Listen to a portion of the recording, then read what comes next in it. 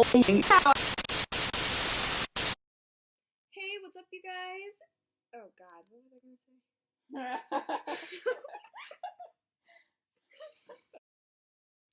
Hey, what's up, YouTube? Welcome back to our channel. If you guys are not already aware, or if you're not returning subscribers, I'm Kiki and this is B. We have this channel here where we talk about different topics of feminism and how it plays out on our day-to-day lives. Basically, we have the argument that feminism, at least from our perspective, has had a long history. It is well put, and I don't think it is necessary to rebrand it because of the history, because without history there's no growth. And I don't necessarily think it's necessary to change the word if people aren't understanding the function behind the word, if you know what I'm saying. So basically, if you just change the word behind feminism, maybe humanist or womanist, or there's so many other definitions and attempts of changing the word, it doesn't make a difference if people are still not following the values and the definition of what feminism truly is, which is the equality of all people. Well, let's talk about it.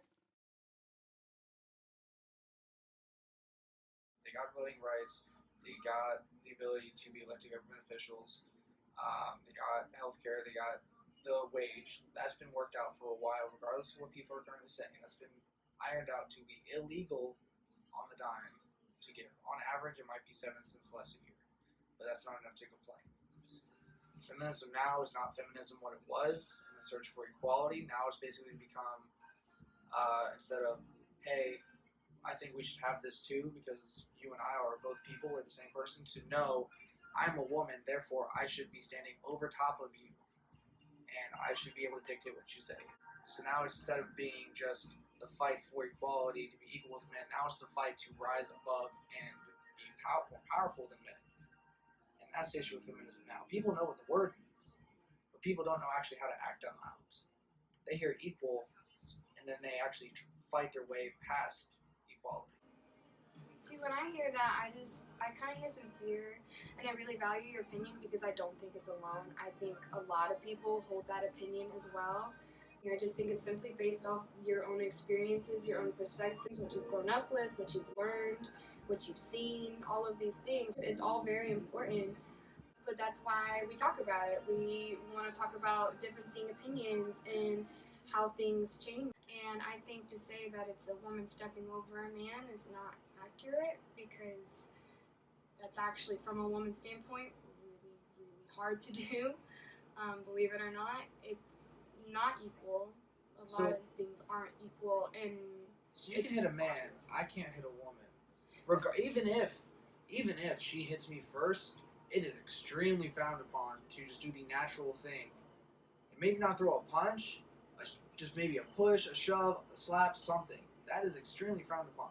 But she's able to just sock me in the jaw, sock me in the jaw, sock me in the jaw, and I'm supposed to sit there and take it. I don't think she should be allowed to do that at all. I think that's just straight up assault.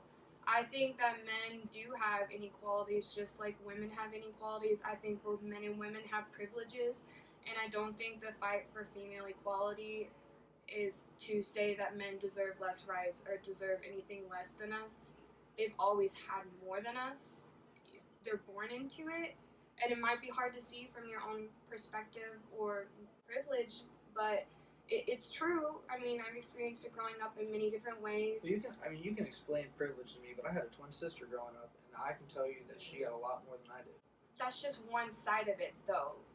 And you still did not live her life or live through her experiences or even know all of her experiences because you're your own person. And even now, you're not with her all the time. She maybe doesn't share everything with you. Being a person who's been through sexualized violence and abuse and stuff my whole life, it's just like, these are some serious issues that feminism really stands for, and so for people to just dog on the whole thing because of one opinion is kind of really sad because it's one of the only things that I feel like has given me power lately. That has given me the power to stand up and tell my story and to come forward with my own story about my own sexual assault this semester. And so it's hard to hear, but I'm always open to hearing different perspectives and different sides of things too. So that's what feminism needs to be about now.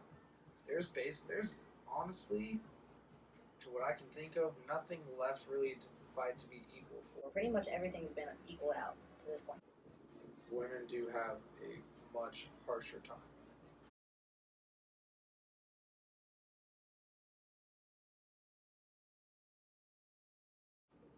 Men are scared of 110%.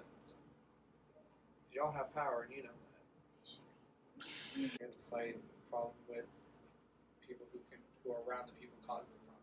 Women keep these same systems in place because they're comfortable, or they won't open their eyes and see what's going on, which is the same thing that we're criticizing with men. I will hold a woman to the same standards as I hold a man. I do not care. Like, that's the thing. That I'm a feminist. I hold you guys to the same standards. If I see a woman catcalling a man, I'm going to call her out just as much as I'm going to call out a man catcalling a girl. They're held differently and viewed differently.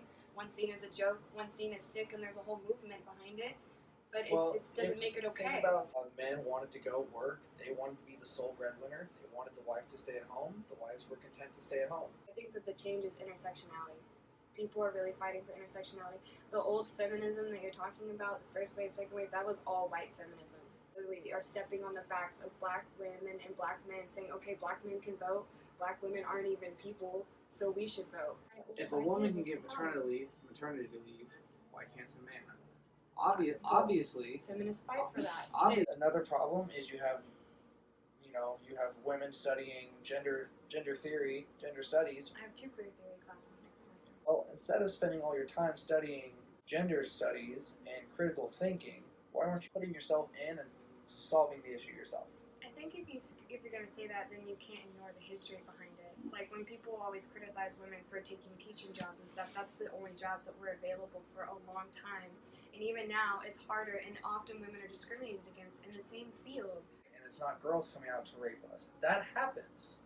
That is something that happens, but it's not talked about. It's actually shunned and more so not believed.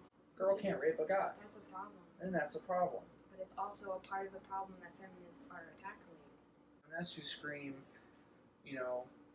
my body is mine, my clothes don't tell you what to do with me, which is true, are the same feminists who are saying, oh, we can't rape a guy. That's impossible. Guys, that's not a feminist. What my point is that feminism now is not what it's supposed to be. But the thing is, I feel like you're talking more about the feminists who aren't true to feminism, whereas feminism is about just making sure it's like you said, it's an even playing field. Feminism used to be where they find their issue and they build up their solution. Now it's not.